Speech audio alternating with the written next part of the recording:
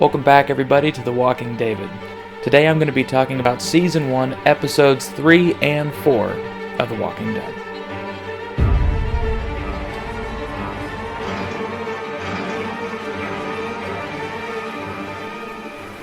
Okay, there's a lot of stuff in this episode that really doesn't need to be discussed because if you've seen it, you know that it's kind of slow in a lot of parts. So I'm just going to kind of hit some main points, and we're just going to kind of plow our way through it, okay?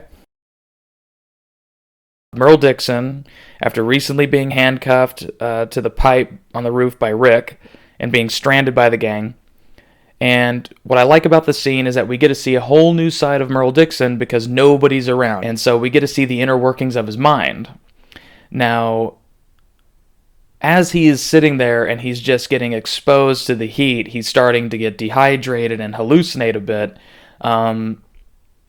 So he's sort of talking to himself, he's sort of making jokes with himself, sort of denying the position he's in, and we sort of get to see him go through the stages of depression and grieving. It's almost like he's accepted that he's going to die, and so we're seeing him go from being angry to sad to pleading for mercy from God, then to acceptance. But here's the interesting bit, is he doesn't accept it. After pleading to God, he has that great Merle quote where he just goes, like, I never begged you and I ain't begging you now. And, he gets his belt off and he kind of wraps it around his hand and he sort of tries to lasso the hacksaw that is there. Arguably the happiest moment of the episode is when Rick gets to reunite with Lori and Carl. The downside, the bittersweet part of it, is that Lori thought he was dead. So you see this look on her face that isn't of joy. It's of fear and of this self-loathing terror that just washes over her as she, kind of looks at Shane as she's hugging Rick like, you son of a bitch, I can't believe I was lied to and what we did and all this regret. And it's kind of a hard scene to watch because you're so happy for Rick, but then you're immediately having this kind of, you idiot, kind of view of Lori and Shane. You're just you guys are a couple of morons. You almost deserve each other. You know what I mean? And you're like, poor Rick, because he has no clue. And it's depressing, honestly. It's a happy moment for his character. It's depressing for us as the audience because we know what's been up and he has no clue. You get to see some happy stuff with him and Lori. You get to see maybe a little hint of why they were good together, that they know stuff about each other, that they have this familiarity as husband and wife with one another, people who've been together for a long time, sort of this shorthand where they don't have to say a lot to each other. They just kind of look and go, I know what you're thinking, you always think this way, blah, blah, blah. Almost immediately after meeting Daryl, Rick realizes the error of his ways and tries to redeem himself by saying, I'm going to go back and I'm going to get Merle. That's no way for anybody to die. It would be cruel to do that to an animal, let alone a person. So we got to go back because, he's going to die of exposure. It's going to be horrible. We got to try. But then Rick says there's also a big bag of guns that I left there that I had taken from the King County Police Department, and that is the thing that wins Shane over. That's important to note because Shane's very Darwinist. He's very survival of the fittest. If he got himself in that predicament and he got handcuffed to the roof, serves him right, fuck him. That's what happens to you, And it's too late for him. You got to focus on you. Otherwise, if you keep helping the weak survive, then the strong are going to die as well. And it's like if you're too concerned with other people and not yourselves a bit, if you're not a little bit selfish, then you're going to die. And it just goes to show you that he really doesn't value human life to the same extent that Rick does. He doesn't have quite that same moral compass.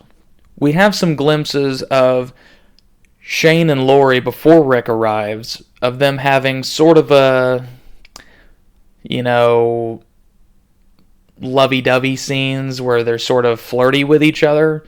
Like they're almost on the border of making it a relationship rather than just a physical relationship. And Shane kind of acting like this father figure, looking out for Carl, teaching him how to tie knots, teaching him how to hunt for frogs and how frogs can be used as good nourishment, and that if you have this skill, you'll have it for life. All that fatherly kind of stuff. I don't really believe that Shane has a lot of feelings towards Carl. It's more of a means to an end. Like, if he's nice to Carl, then he will have Lori, no doubt. And he ends up being just kind of a father by proxy. Rick almost immediately in this episode proves himself to be a leader. He's able to get the 4 men to go back for a dude that they don't even like, and to go search for these guns just because he has an air about him of somebody in control who's got the answers. Now, Shane, up until that point, seemed like he was that guy, but he was more alpha male. He was kind of had this wolf pack mentality. Rick is still treating these people like people. Shane is, like I was saying, is treating them like animals. If they're not alphas like us, then they die.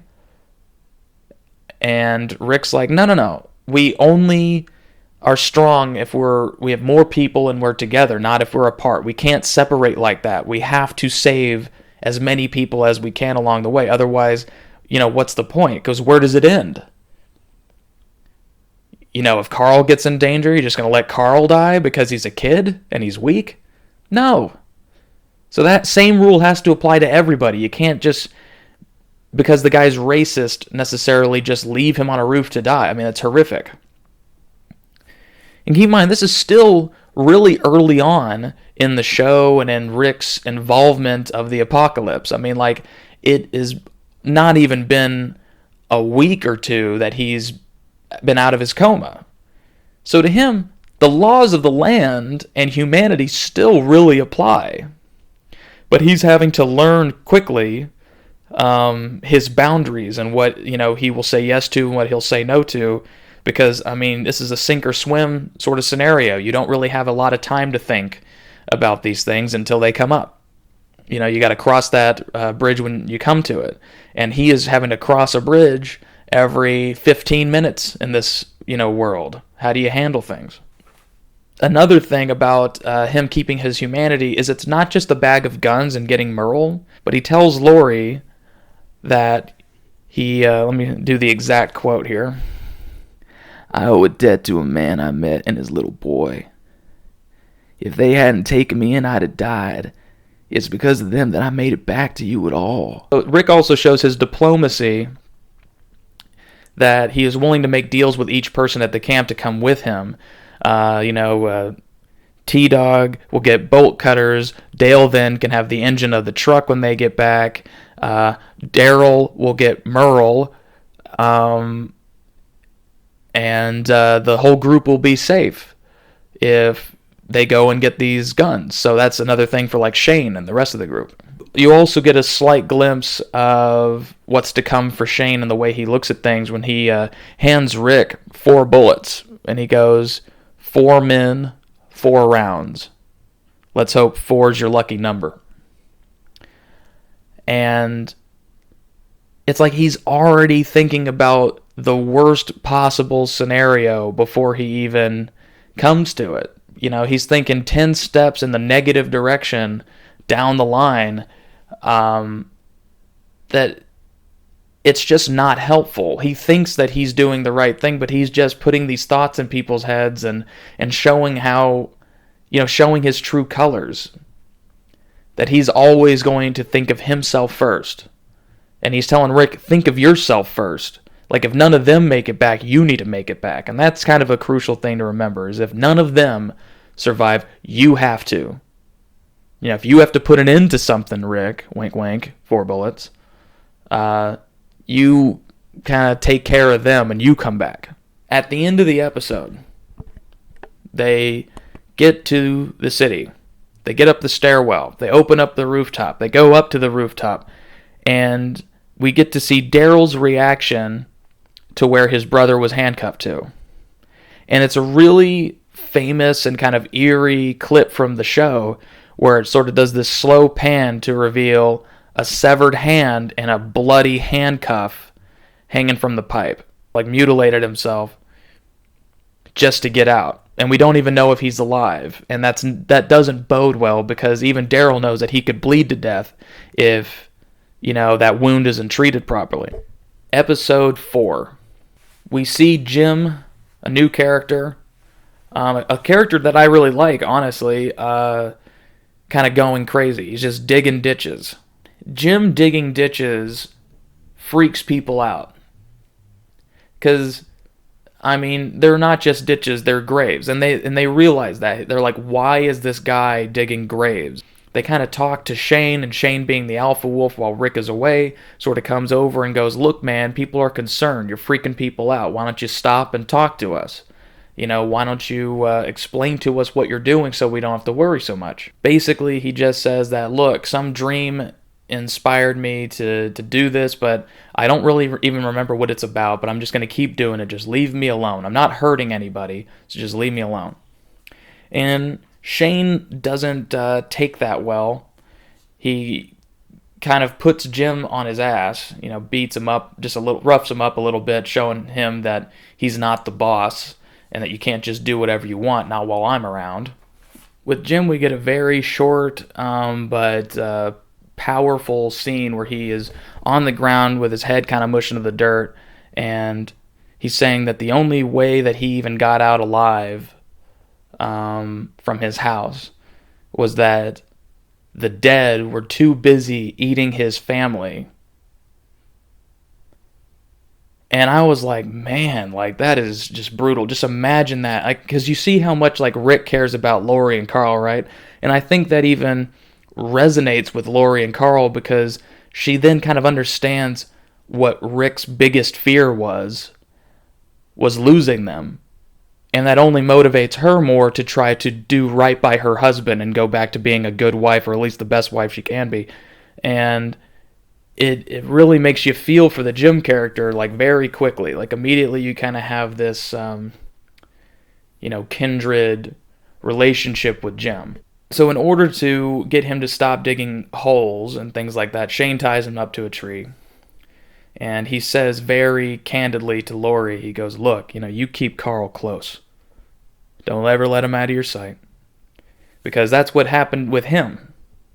It's not foreshadowing, really. It's just, that's what happened with him. And, he looked away for a second and his family was taken from him. So it's pretty much just sort of you're never safe. Back to the city. They find the bag of guns. They're searching for Merle. Can't find Merle. They do find a stove that's lit and a couple of dead walkers. It shows that he cauterized his wound and that he was very resourceful. He knew that he had to survive, but even though he had the wound cauterized, he still could have lost a lot of blood, crazy dehydrated, and so he still, might not have made it out alive. But they don't find him anywhere. Now, this episode is called Vatos, so Mexican gangsters. And we get to meet a guy named Guillermo and his posse, or whatever. And I've got to tell you, I hated this part of the show. I really did not like this whole annoying dialogue between Rick, an ex-sheriff, and this guy who's trying to kind of play it like he's really hard, he's kind of yeah, fuck you, man, I do whatever I want, I'm the leader of my group. The Vato has this very young, kid-like, stupid, ignorant, blusterous, without any backing kind of mentality, and I hate it. And Rick sees through it almost immediately. He's just yeah, I'm calling this guy's bluff. After they end up getting the guns and stuff, they come back. They basically have a choice to fight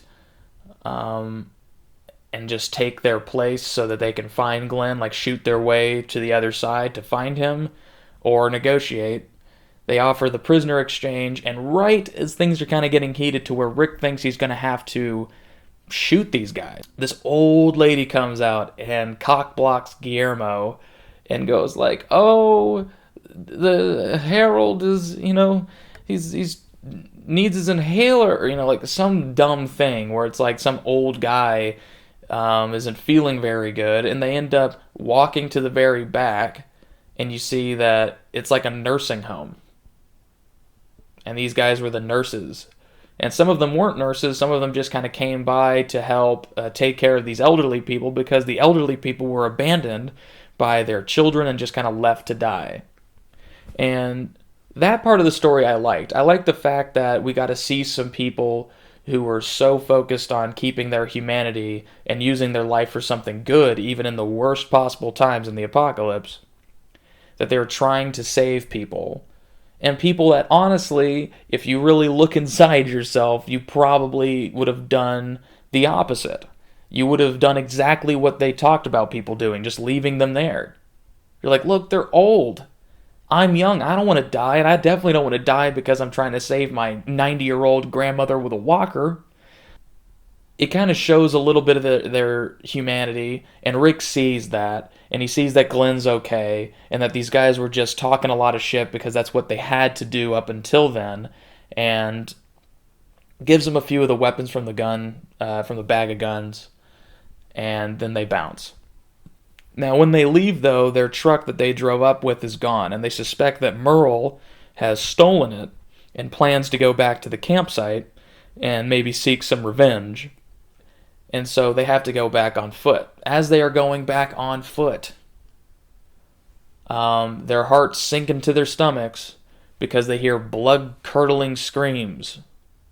Here's some of the spoilers involved, is that Amy, Andrea's sister, the one that she was so highly protective of, gets bitten on the arm by a walker and is now infected.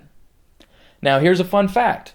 The guy who was the walker who bit her was Greg Nicotero, who is actually one of the directors and producers of The Walking Dead. And he likes to make these little cameo appearances as a walker just cuz. And I'm a little bit jealous because as an actor, I would do anything to be on this show. And just because he's the director-producer, he can go on whenever he wants. And that's not really fair. But it kind of is. But it still pisses me off. So Amy gets bit. She gets bit.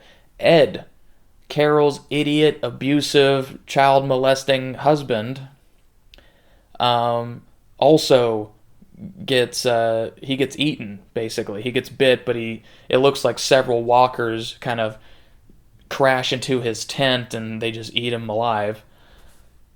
And a lot of other, I guess what they call Walking Dead randos, just random people of this campsite that you hadn't even seen before, just these extras, they also die.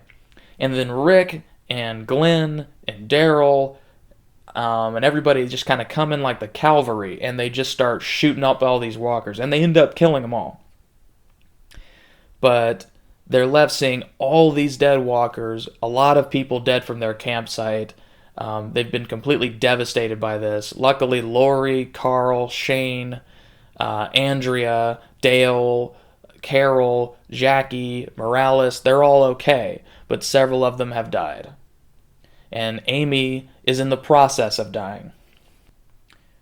We're sort of caught in this catch-22 with Rick, because if he hadn't have gone back to the city to get the bag of guns, they wouldn't have really be able to defend themselves and save those people when they came back. But had they not have left, they could have probably minimized the amount of deaths that happened and maybe not had any deaths at all.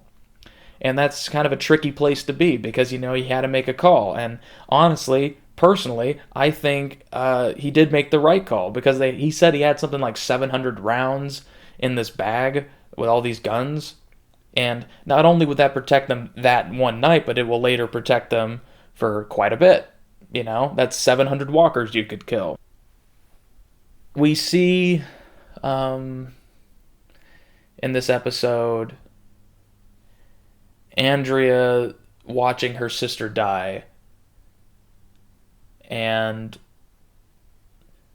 I've got to say, that was probably one of the most ugly crying scenes I've ever seen. I mean, maybe it's really realistic because, people are not attractive when they cry, and she definitely wasn't attractive when she cried. But she's got this very bizarre view and bizarre grieving process that she goes through. Because she has that awful thing. She's like, Amy! Amy! And it's just weird and ugly. And it kind of bleeds over into the next episode where she just sort of lets her turn this far away from her face and then ends up putting her down herself. It's really weird. I don't know. Thank you all for watching this review of episodes 3 and 4 of Season 1 of The Walking Dead. Thank you from here at The Walking David, and I'll see you next time. Peace.